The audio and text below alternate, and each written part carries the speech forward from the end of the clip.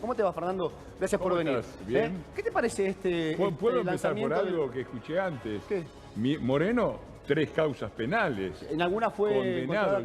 ¿Condenado? Yo fui testigo. ¿Condenado? Porque él dice que nunca fue condenado. Tiene una que fue condenado, fue por cuando sacó los guantes de Vox y le dijo a los accionistas que si querían votar no sé qué cosa, creo que a los accionistas, no sé si era de Clarín o no qué, si no votaban lo que él quería, los iba a boxear. Tiene otro por un delito grave, que es la falsificación de estadísticas estatales, como hizo desde el INDEC, y tiene otra más por malversación de fondos también, porque utilizó fondos del Estado para hacer publicidad con no sé qué cosa. Esa es la más grave. Bueno, está condenado creo que en 2 de las 3. Yo fui testigo, orgulloso. Porque yo lo escuché en más de una oportunidad a Guillermo decir a Moreno que nunca había sido condenado por porque las causas están abiertas todavía y no tiene condena firme. Bueno, digo, está condenado por mentiroso. La verdad es que no lo seguí en directo, estaba en el despacho laburando, pero lo que escucho y lo que alcancé a ver viniendo para acá, y es más de lo mismo. Mirá, es raro, ¿no? Porque esto de aumentar lo de la tarjeta, por ejemplo, digo, un gobierno que dice que el problema es la deuda, su solución a los problemas que tienen los argentinos es que se endeuden, ¿no? ¿La deuda es buena o es mala? Y la deuda si me das 30% más, seguramente voy a comprar un 30% más y la deuda mía va a crecer ese porcentaje. Es que el gobierno sigue haciendo lo mismo, A ver, no hay una solución a esto. El problema de la Argentina es que no tiene productividad. Tiene la economía parada, el sector productivo está asfixiado bajo cargas de impuestos y por lo tanto los salarios son bajísimos, los más bajos en dólares de la historia probablemente. No hay solución si no vamos por este lado. Todo lo demás son parches. Es como vos agarrás un neumático, se te pincha, le pones un parche, 2 parches, 3 parches. Llega un momento en que toda la cubierta va a explotar. Es un parche. ¿Viste? Lo único, va a explotar, va a explotar. Cuando le das velocidad al neumático, a la Pero cubierta, aparte los resultados no es solamente que va a explotar, que los resultados son horribles. 60% de los chicos en la pobreza, un nivel de... y aparte la parábola trágica de un movimiento que arrancó prometiendo independencia económica y soberanía política, y hoy vemos al presidente ir con la gorra, a ver cuánto le da Lula, no le da nada, va con los chinos, a ver si le dan los chinos algo. Es verdaderamente vergonzoso. Lo hiciste de 2.000 pesos. Te saca una sonrisa. Irónica, por cierto, ¿no, Fernando? Y triste, no es irónica, triste. Llena de tristeza. Es muy difícil que cuando llegas a una situación tan desastrosa como la que estamos viviendo, haciendo determinadas cosas, salgas haciendo las mismas cosas. ¿Hay recetas milagrosas para a partir de diciembre si ustedes son gobierno? No hay ninguna receta milagrosa. Va a ser difícil ganar las elecciones. Va a ser difícil resistir el embate del club del helicóptero. ¿En provincia o en nación decís que va a ser difícil? Va a ser difícil en todos lados. En todos lados. En todos lados. Va a ser una elección complicada. Va a ser difícil mantenerse en el poder con el club del helicóptero que ya está anunciando. ¿Cómo? La CGT lleva 4 años sin hacer un paro. Pero ¿Quiénes son los integrantes del club del helicóptero? Bueno, todos los sectores corporativos. Gran parte de los movimientos piqueteros, la CGT, gran parte del empresariado que vive de hacer negocio con estos muchachos en vez de invertir y de generar trabajo. Todos esos van a haber tocado sus intereses. Entonces, va a ser difícil, y va a ser difícil hacer las reformas, porque no hay una salida. A ver... Dependiendo qué clase de reforma y cómo llevas adelante la reforma, ¿no? Si es una reforma dura, difícil y la haces de manera inmediata, quizás el choque sí va a ser imposible. Ahora, si va de alguna manera paulatinamente, el cambio puede darse. A eso lo llamaban gradualismo y lo criticaron mucho. Yo creo que en este momento hemos llegado... A ver, Argentina es un enfermo en terapia intensiva. Y para peor, el que lo está atendiendo no es un médico. Que no se corte la luz porque... Y es el que atiende además es un carnicero, ¿no? Entonces, con todo respeto a los carniceros, pero mejor no tenerlos en terapia intensiva. Entonces va a ser difícil porque se van a necesitar tomar medidas rápidas, urgentes, porque esto no da más. Está a punto de explotar, hay una bomba de tiempo, está clara que la situación está agarrada con alfileres, lo sabe perfectamente Massa, por eso está chantajeando con su candidatura, cuando él dice me voy de frente. ¿Chantajeando?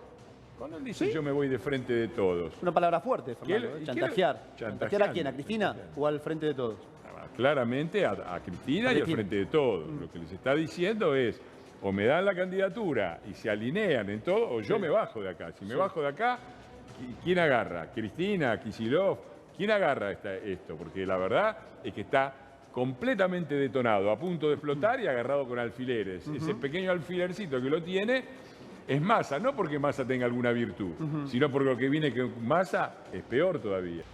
Sí, bueno, hay un enfrentamiento de Patricia con Moyano que viene de los años 90, la célebre mesa, creo que era de Mirta Legrand, donde Patricia deja muy en claro a un Moyano jovencito todavía el nivel de corrupción y de inutilidad.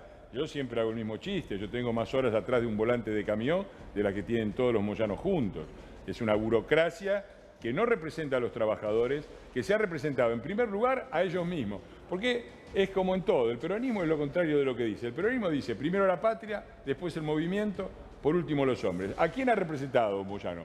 Primero a los hombres, a él, a la que se llevó, a la que se sigue llevando. Segundo al movimiento, porque representa toda esta burocracia sindical, representa claramente al peronismo. Digo, estamos con una pobreza arriba del 42%, ya difícil de calcular, y no ha habido en 4 años de gobierno un paro general. Yo me permito recordarle, con gran respeto, con todas las críticas que se pueden hacer a De la Rúa tenía, cuando salió el peronismo a la calle a voltearlo, para poner a Duhalde, ¿sí?, salió con pobreza del 38% y la soja estaba en $160. Hoy tenemos pobreza del 42% con la soja a 500 y después de décadas en que estuvo a 500. Déjame agregarte algo. ¿A quién representa la CGT? Déjame agregarte algo. Representa al peronismo, los intereses de los moyanos y de las burocracias peronistas, no a los votantes peronistas, al peronismo como cúpula, como lo que son. Déjame terminar. ¿Ahora te querés sumar con esto? Sí, no, lo que me decía recién, no terminé de contestarle. Sí, yo creo que Bullrich es una opción anticorporativa mucho más clara que cualquier otra de las opciones que hay, porque combina el coraje con una estructura política, la de Juntos por el Cambio, capaz de realizar el cambio. Me parece que en otros lados tenemos la estructura, pero no la voluntad de cambio, y en otros lados tenemos, por lo menos declamamos la voluntad de cambio si tiene la estructura que la puede llevar adelante. Contemos la historia desde el principio. Sí. Horacio fue a presentar a su candidato a San Martín, donde tenemos intendencia propia, sí. San Martín, estoy diciendo San Miguel, mostrando... Jaime Méndez está en San Miguel sí, ahora. Claro. Por eso, mostrando las deficiencias del lugar. Eso me parece que no corresponde, ¿no? Nosotros, me parece que forma parte de una actitud agresiva a la que respondió De la Torre. Ahora, yo no comparto la opinión de la Torre y Patricia tampoco. Patricia lo dijo claramente, que ella cree... Dijo, yo creo en la competencia, quiero ir a la interna con Horacio Rodríguez Larreta y estoy confiada que le voy a ganar. Y yo creo lo mismo, porque creo que cada vez más Patricia sigue creciendo como una opción que tiene experiencia, sí, estructura y sobre todo la personalidad, que está mostrada no por gritar en una pantalla de televisión. Patricia demostró en muchísimos casos, pero quizás el más claro fue con Maldonado, cuando durante meses la hostigaron, le dijeron que lo había hecho desaparecer, sí, la iban a acusar de crímenes de lesa humanidad y no sé qué cosa, y resistió, y se probó después que la acusación era completamente infundada y que Maldonado se había ahogado solo en el río. No, a mí me asombra a veces la incapacidad, lo digo con cariño, que tenemos los argentinos de ligar las causas y las consecuencias. Luego, había esta señora quejándose de la inflación, sí, y diciendo que va a votar al peronismo. Sí, sí. ¿Vos sabés cuál era la inflación? El que es peronista vota al peronismo siempre. 1945, sí, en Argentina, antes de Perón. Sí. ¿Sabés cuál era la inflación promedio anual? No, no la tengo. Bueno, 1,6%. Anual. Sí. Anual. Tiempos dorados. En 1944... antes del 17 de octubre glorioso de 1945, era del 3%. Sí. En 5 años, ¿sabe dónde la dejó Perón? ¿En dónde? En 31%. En 5 años la multiplicó por 10. Sí. Que es lo mismo que hizo Néstor. Néstor la recibió en el 2003, ahora se van a cumplir los 20 años, la recibió en el 2003 en 3,7%. Con el país que crecía al 7,7% anual. Sí. Tasas chinas antes de que asumiera. La agarró en 3,7%, en 5 años la dejó en el 23,7%. Por 6 la multiplicó en 5 años cuando el país estaba creciendo. Entonces, digo, ¿cómo se puede seguir votando al peronismo? El gobierno de Mauricio tampoco. De la inflación? El gobierno de Mauricio no hizo mucho por bajar la inflación tampoco. Sí, hizo muchísimo. No le dieron buenos resultados. No, te equivocaste. ¿Sí? En la Administración Pública Nacional, bueno, fue la campaña de modernización que hizo Ibarra. Bajaron 60.000 puestos en la Administración Pública Nacional. Lo que no bajó fue el empleo estatal total, porque el empleo estatal total tiene una parte nacional y una parte que es municipal y provincial. Y los muchachos que gobiernan las provincias y los municipios, no te hace falta que te diga a qué partido pertenecen la absoluta mayoría, aumentaron más de 60.000. Entonces el empleo total no bajó, pero lo que dependía de nosotros bajó en 60.000. Y eso está... ¿Y harían eso de nuevo? ¿Cómo? ¿Harían eso de nuevo? Mirá, se hizo de una manera muy razonable, porque no hubo despidos, excepto por casos de incumplimiento. Lo que se hizo fue dejar de renovar. El que se retiraba, el que se jubilaba, el que se moría, digo, la renovación total, eso iba bajando el número. Y tenemos que bajar, porque no se puede, tenemos, Formosa, que es la provincia modelo para nuestro presidente, tiene en este momento, déjame recordar bien la cifra, creo que 78% del empleo es empleo estatal. Sí, y el 93% se paga ¿con qué? Con recursos de la coparticipación que pagan todos los argentinos. Entonces, cuando esa señora está ahí diciendo, a mí no me alcanza, y qué sé yo, es porque el Estado imprimió y le dio a la manijita y a la maquinita para darle la guita a Gildo Infran, que mantenga el empleo estatal y se transforme en un señor feudal, y la guita y la inflación te corre. Bien, entonces, bien, y no bien. es cierto que... Es cierto que nosotros no fuimos todo lo buenos que esperábamos que bajara la inflación. Bueno, está bien, está perfecto. Ahora, pongamos las cosas en su contexto. Es mentira que la inflación era del 28%. Sí. En el 2014 la inflación ya era del 38% con Cristina. ¿Qué hicieron en el último año los muchachos para bajar al 28% Sí. y para tratar de ganar las elecciones?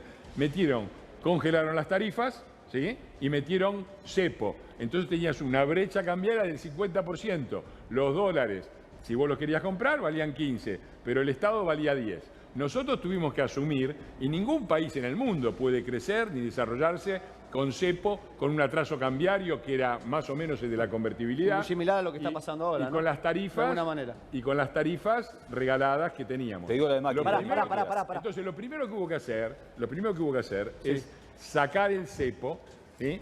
Y actualizar las tarifas.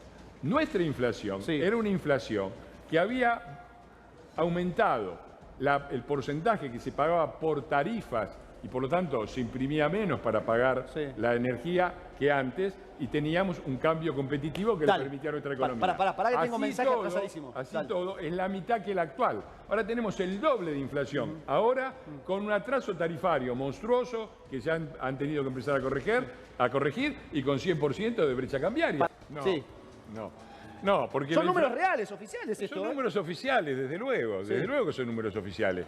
Si vos tomás lo que te están diciendo, 50%, es la inflación del 2014, que era del 38,4%, un poquito más, cuando en realidad se hizo una enorme corrección de tarifas y del tipo de cambio. Es decir, nosotros enfrentamos, en el 2015 nos dejaron unas tarifas que eran similares a las del Rodrigazo. El Rodrigazo triplicó la pobreza en 2 años. ¿Sí? Y nos dejaron un tipo de cambio que tenía paralizada la economía porque era igual al de la convertibilidad. La convertibilidad, cuando explotó, todos nos acordamos, 2001-2002. A nosotros no tuvimos Rodrigazo y no tuvimos explosión. Tuvimos un buen resultado, no, 50% no es un buen resultado. Pero ya estaban corregidas las tarifas y ya estaban corregido el tipo de cambio. Ahora, la llevaron de 50 a 120 y si al 120 le corregís el tipo de cambio o sacás el cepo y llevas el dólar a donde está, a 500, que es lo que vale, decime cuál es la inflación. No, mucho más. ¿No? Y si agarrás las tarifas y las llevás de lo que están pagando, que es alrededor del 20-30%, al 70-80% que cubrían con nosotros, decime dónde está la inflación. Escúchame, entonces, ¿viste? En la provincia de Buenos Aires, ¿qué van a hacer? Es complicado. Y te digo una cosa más. En el día anterior, el mes anterior, a las PASO del 2019, cuando quedó claro que Alberto iba a ser presidente y los argentinos decidimos suicidarnos, ¿vos sabés cuál fue la inflación? Una parte de la Argentina creyó que era para bien, creyó que era la salida que no tenía en ese momento. Sí, bueno, si yo me pongo una pistola acá y creo que es para bien, me suicido. No, bueno, pero uno con el diario del lunes es muy fácil hablar. En aquel momento, ante la situación económica que atravesaba el país, muchos apostaron a volver a Cristina con Alberto a la cabeza como figura. En julio... Los resultados no fueron para nada buenos. Agosto, PASO, 2019, ganó por 17 puntos Alberto y quedó a ser. Después achicó muchísimo. En julio, el mes anterior, ¿vos sabés cuánto era la inflación? Mensual, 2,1%. Sí. Y la mayorista, que es la que prevé a dónde va a ir, era de 0,1%. En julio, el país estaba creciendo entre el 3 y el 4%. Y 2,5% el general, entre 3 y 4% la industria y la construcción. Sí. Datos oficiales los pueden verificar en el INDEC. Bueno, muy parecido Toda a lo que pasa ahora. Ahora te dicen que hay mayor cantidad de empleo, mayor trabajo, mayor... Daniel, nosotros tuvimos una corrida cambiaria muy dura. Hicimos un gran esfuerzo para equilibrar las cuentas y en julio el trabajo estaba hecho. Cuando la Argentina decidió ponerse en manos de estos muchachos... Se fue toda... Y bueno, ¿no? hacé la cuenta, ¿no? Sí. ¿Dejaron de laburar? No. Y hacé la cuenta, el dólar se quejaban, estaba en 45. Pero ahí dejaron de laburar ustedes, no. ¿Dejaron de laburar a partir del resultado de la PASO? No, seguimos laburando, pero era... ¿Vos te acordás lo que pasó el lunes? A ver, repasá lo que dijo ese lunes Mauricio Macri de lo que iba a pasar con el país después de ese voto y decime si no tuvo 100% de la razón. Era un millonario. Y nosotros por supuesto que nos amargamos muchísimo y nos entristecimos muchísimo, pero no dejamos de trabajar. Ese lunes, las empresas argentinas que cotizan en Wall Street, el valor de las empresas privadas argentinas cayó el 57%. Fue la mayor caída en un día de la historia mundial, con una sola excepción, Sri Lanka, cuando se declaró la guerra civil. La mayor de la historia. Y eso fue también, el dólar se fue de 47 a 60 y pico, después bajó un poquito, y los bonos se fueron, cayeron el 40%. Eso fue el voto argentino, eso fue lo que votamos, y eso es lo que tenemos hoy, la prolongación de ese desastre. 1945, cuando empieza la inflación, cuando llegan los compañeros al poder y empieza la inflación.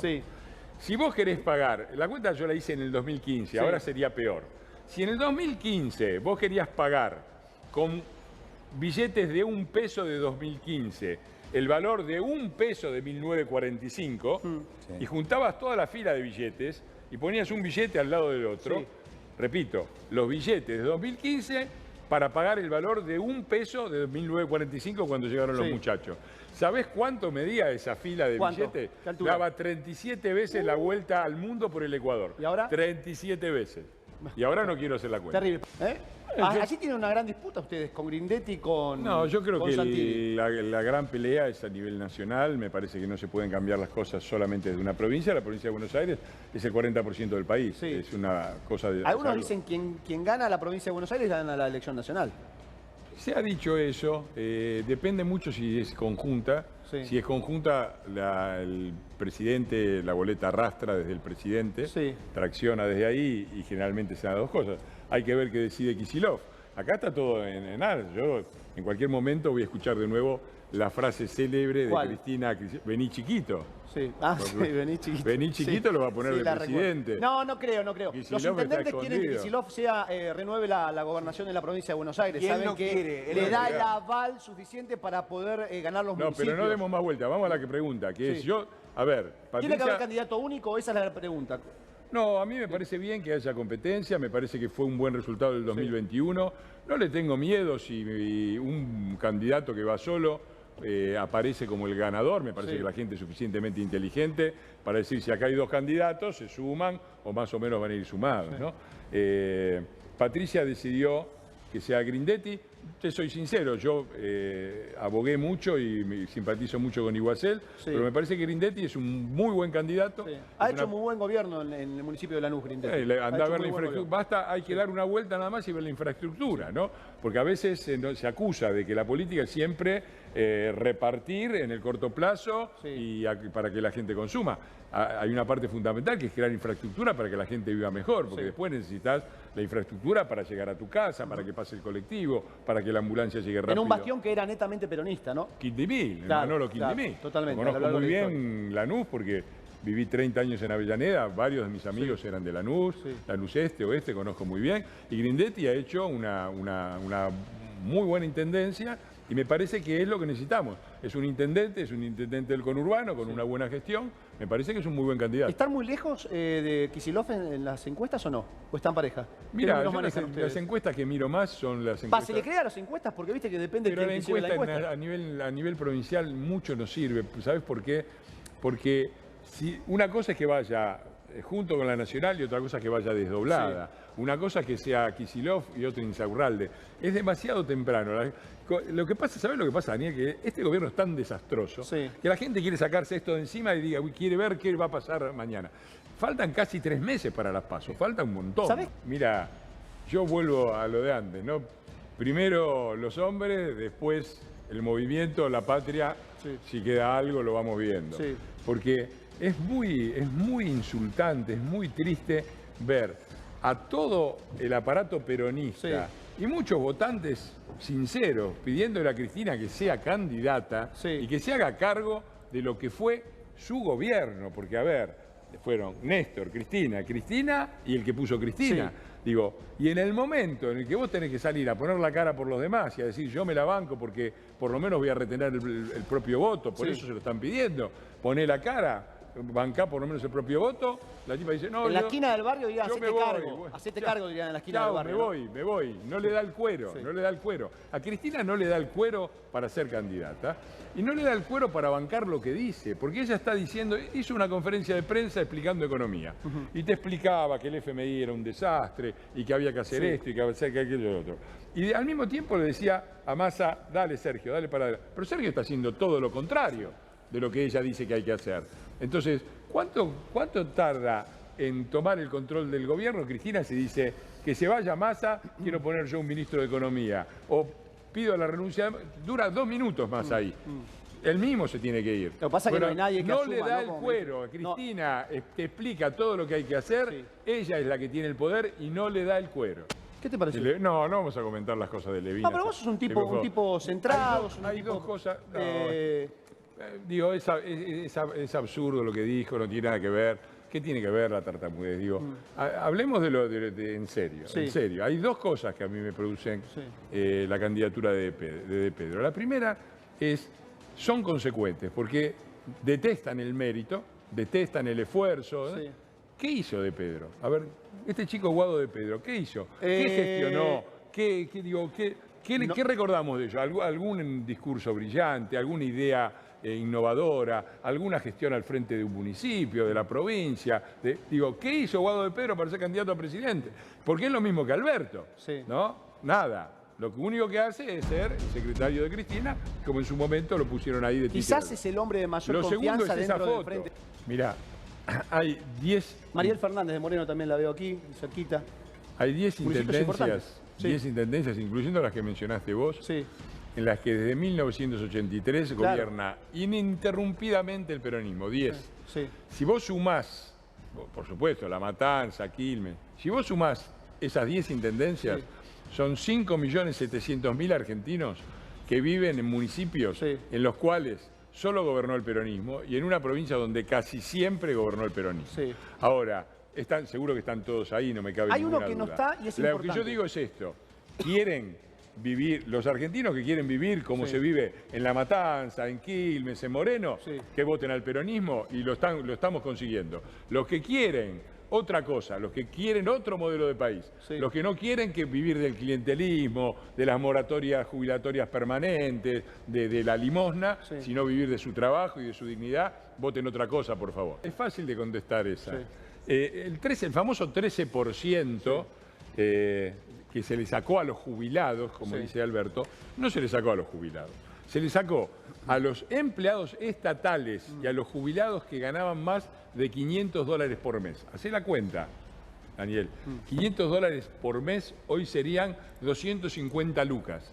Y a los que ganaban más de 250.000 pesos por mes al precio actual, se les sacaba el 13%, pero no se les descontaba, sino que era un ahorro obligatorio que pasada la crisis se le iba a devolver. Eso en una situación de extrema crisis y para tratar de evitar el estallido de ese momento de la convertibilidad. Eso es lo que dicen, 13% a todos los jubilados. No. Fue 13% a los que ganaban más de lo que hoy serían 250 lucas por mes. ¿Qué pasó? Que no se hizo ese ajuste, porque el ajuste está mal, siempre está mal, los neoliberales, qué sé yo, la convertibilidad explotó. Al año siguiente vino el partido de ese señor, Alberto Fernández, que habla ahora, el peronismo, con Duhalde, la inflación fue del 42% y los jubilados cobraron de aumento y los trabajadores 2%. Le sacaron no 13 a cuenta a los que ganaban más y algunos. A todos le sacaron 40 puntos. Y todavía siguen hablando de eso. Entonces, basta de la mentira peronista. Los dos mayores ajustes de la historia no lo hicieron los neoliberales. Los hizo el peronismo en el 75 con el Rodrigazo, se triplicó la pobreza en 2 años y lo hizo Duhalde, en un solo año subió la pobreza 50% y duplicó la indigencia. Es decir, los argentinos que no tenían para comer fueron el récord histórico, creo, si no me equivoco, 26%, el más alto de toda la historia. Mira, este gobierno se queja de todas las cosas, vive quejándose y haciendo pero de todas las cosas a las que le han permitido llegar hasta acá. Dice, ¿cómo es eso? A ver, para darle, es interesante. Vamos a hacer una lista rápida, lo más rápido que pueda. Dice, pero Macri. Pero Macri le dejó equilibrio fiscal, superávit comercial, 12.000 millones de dólares de reserva. La situación no era buena, pero la macroeconomía estaba lista. Pero Macri, si no hubieran tenido todo eso, vos imaginate, sin la corrección macroeconómica que hizo Cambiemos, ¿dónde estaríamos ahora? Pero Macri. Dice, pero la guerra. La guerra fue la que subió los precios de los commodities. Hoy se quejan, pero la sequía. ¿Sabés cuánto se pierde con la sequía? 20.000 millones de dólares más o menos. ¿Vos sabés cuánto entraron? ¿La sequía es algo real o no? ¿La sequía? Sí, es real. ¿Vos sabés cuánto? La guerra lo podemos discutir. ¿Sabés cuánto entraron en 2021 y 2022? Extra. Simplemente, no por producción, sino la producción agropecuaria hoy es menor que la de 2019. Es menor. Pero entraron en 2021 y 2022 por diferencia de precios, por la guerra, entraron 30.000 millones de dólares extra, por diferencia de precios respecto a 2019. Fernando. Si en vez de patinársela con el plan Platita y cómo se la patinaron, no me hagas hablar, la hubieran tenido si los 20.000 millones de dólares. Vos sabés muy bien que en este programa no impedimos que hable nadie. Todos pueden opinar libremente. Si en vez de patinársela hubieran hecho un gobierno razonable, tendría los 30.000 millones que compensan más de los 20.000 millones de dólares. Vos querés decir si hubiese invertido como debía hacerse, ¿no? Sí, claro. ¿No? Y con todo es lo mismo. Dicen, dicen el gran problema es la sequía, nos mató la sequía. Va a entrar más plata este año con esta sequía que en el 2018 de Macri. Cuando a nosotros nos estalló la corrida cambiaria por la sequía, más el precio de la soja, que era de 300, se reían, decían inútil y qué sé yo. Este año va a entrar más plata y mirá cómo estamos. Entonces vos me preguntás si esto va a explotar.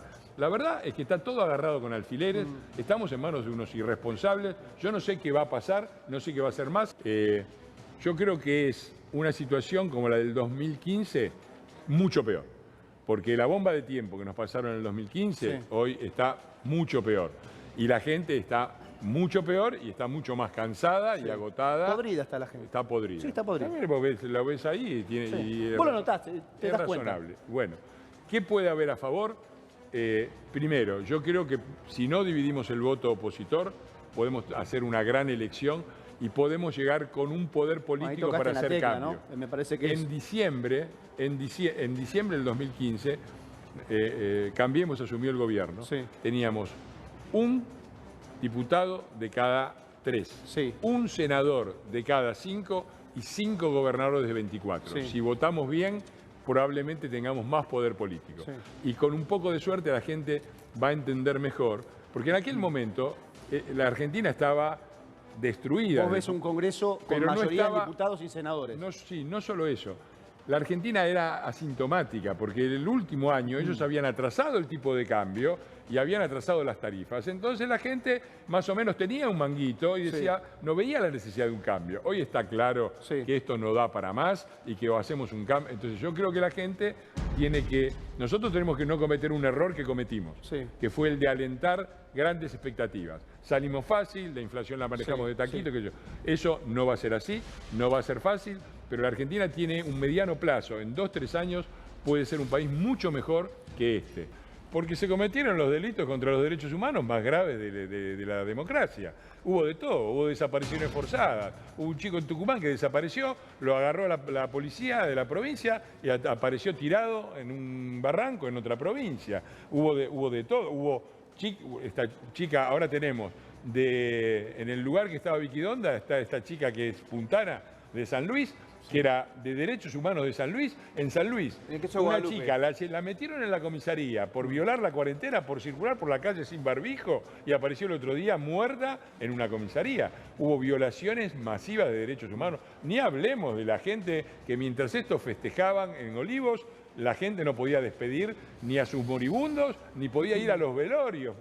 Era todo a cajón cerrado y podían ir 2 o 3 personas. Todos esos fueron violaciones tremendas a los derechos humanos y yo creo que merecen una comisión de investigación para que los responsables paguen por las culpas que tienen. Errores y horrores. 130.000 muertos. Pero me parece, Daniel, que eso fue el golpe durísimo para la sociedad, que había hecho un esfuerzo enorme. 130.000 muertos. Yo presenté un pedido de informes como diputado, que todavía no me contestaron. ¿No tuviste respuesta? Se lo dije a Rossi cuando vino a la sesión, le digo, Rossi, a ver cuándo me contestan. De los 130.000 que murieron, ¿cuántos tenían la vacunación completa? Después de que rechazaron la Pfizer, el vacunatorio VIP, de todas las que se mandaron. ¿Cuánto? Porque si vamos a suponer, la mitad, y soy optimista, la mitad la vacunaron, la mitad no. Estamos hablando de 60.000 personas no vacunadas. ¿Qué mortalidad hay ahí? ¿El doble? Estamos hablando de 30.000 muertos más de los que hubieran ocurrido si hubieran vacunado bien. Yo no sé cuánto es, pero no sé por qué no me dan los números. Que me den los números, los tienen que tener. Y no los pueden dar porque pondría en evidencia las decenas de miles de muertos innecesarios que hubo en la Argentina por estos delincuentes. Yo estaba a favor de la incorporación de Milei, con muchísimas diferencias. Tengo muchas diferencias con él. Pero yo estaba a favor de su incorporación porque me parece que la oposición tiene que ir unida. El peronismo te arma. En su momento tenías juntos a los montoneros a la AAA, ahora tenés a Cristina que dice que hay que romper con el FMI y a Massa que va ahí a manguearles guita. Digo, entonces para combatir eso vos tenés que tener una alianza amplia, no podés combatir eso con 2 diputados de los cuales uno es presidente, candidato a presidente y la otra es candidata a vicepresidente. Eso nadie puede pensar que eso va a tener el volumen político para cambiar las cosas. Entonces, a mí me parecía útil. Yo creo que es útil que haya cada vez más diputados liberales y legisladores y me parece bien que los voten y que crezcan. Me parece que las candidaturas presidenciales de Javier y de los gobernadores lo que hacen es dividir el voto y facilitar, por ejemplo, que en la provincia de Buenos Aires... Porque yo creo que nosotros le vamos a ganar al candidato peronista, pero no creo que le ganemos por mucho, porque son fuertes. Bueno, la provincia se elige por un solo voto, ¿no? Por eso, y si gobernador. Si nosotros ponele que tengamos una ventaja, lleguemos con una ventaja de 5 puntos, pero Milei saca 10, el candidato Milei saca 10 puntos, gana el peronismo. Sí, entonces, le afecta directamente a ustedes. Entonces no hay que dividir el voto opositor. Mira, yo a Esper justamente lo critiqué y muy fuertemente la vez anterior donde él dividió el voto opositor. De manera que me parece bien que se incorpore. Yo lo veo más útil. ¿Se dio cuenta del error, decís vos, de alguna manera? Sí, me parece que es lo que me parece que tiene que pasar. Me parece que Juntos por el Cambio tiene que tener un ala liberal fuerte. Y lo digo porque creo que muchos de los conceptos liberales de la economía hay que aplicarlos ahora porque hemos ido extremadamente para el otro lado. Ya no es que estamos en la socialdemocracia, estamos en un sistema absurdo donde tenés impuestos enormes por un aparato del Estado que no te da nada a cambio. Entonces eso hay que cambiarlo, hay que bajar el gasto fiscal, hay que hacer todas las cosas que hicimos nosotros en eso más rápido y con mayor decisión. Bajar el gasto fiscal, bajar el número de empleo público, los planes se tienen que terminar, tienen que ser subsidios al desempleo, provisorios, mientras la persona trabaje y se perfecciona para volver a trabajar. Todo eso que son conceptos liberales de la economía es en lo que creemos y lo que creemos que hay que aplicar. Eso es un tema para debatir. Gracias por haber venido. Gracias a vos.